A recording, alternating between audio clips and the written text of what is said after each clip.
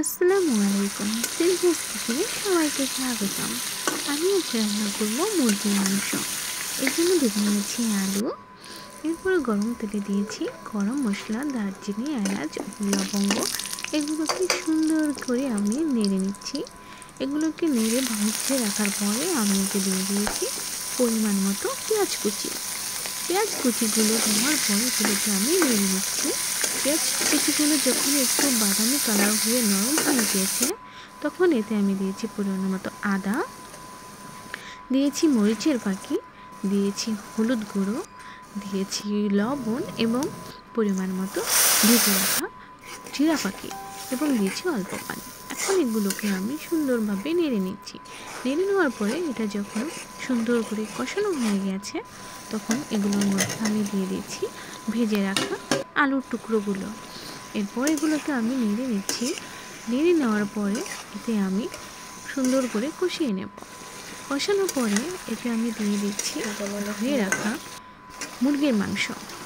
মুরগির মাংসগুলো দেওয়ার পরে আমি এগুলোকে এক এক যেগুলো ছিল এক এক করে সবগুলোতে ঢেলে নিচ্ছি। ঢেলে নেওয়ার পরে এগুলোকে আমি আস্তে আস্তে করে সুন্দর করে নেড়ে নেব। নেড়ে আলুগুলোর সাথে মাংসকে একসাথে কষিয়ে নেব। কষানো হলে এগুলোর মধ্যে আমি এক এক করে টমেটো রাখা কুচি করে টমেটোগুলো দিয়ে দিব। দেওয়ার পরে আমি অন্য এক পাত্রে নিয়েছি পরিমাণ মতো পোলাও চাল। পোলাও চাল নেওয়ার পরে এগুলোকে ধুয়ে রেখেছি। ধোয়ার পরে আমি এর মধ্যে দিয়ে দিয়েছি কাঁচামরিচ এবং অন্য একটি পাত্রে তেল গরম করে এতে দিয়েছি দারচিনি, এলাচ ও লবঙ্গ এবং এর মধ্যে দিয়ে দিয়েছি পেঁয়াজ কুচি। পেঁয়াজ কুচি দেওয়ার পরে এগুলো যখন নরম হয়ে গিয়েছে ভাজতে ভাজতে, তখন এর মধ্যে আমি দিয়ে দিয়েছি পরিমাণ মতো আদা এবং দিয়েছি পরিমাণ মতো লবণ। লবণ দেওয়ার পরে এগুলোকে আমি সুন্দর করে আস্তে আস্তে নেড়ে নিচ্ছি। নেড়ে নেওয়ার পরে এর মধ্যে আমি ঢেলে দিয়েছি ধুয়ে রাখা পোলাও চালগুলো। পোলাও চালের সাথে আমি দিয়েছিলাম কাঁচামরিচ, যাতে করে আমার পোলাও চালগুলো পোলাও হলে সুন্দর করে সেটা ঝাল ঝাল টেস্ট আসে। এরপর আমি নেড়ে নিচ্ছি।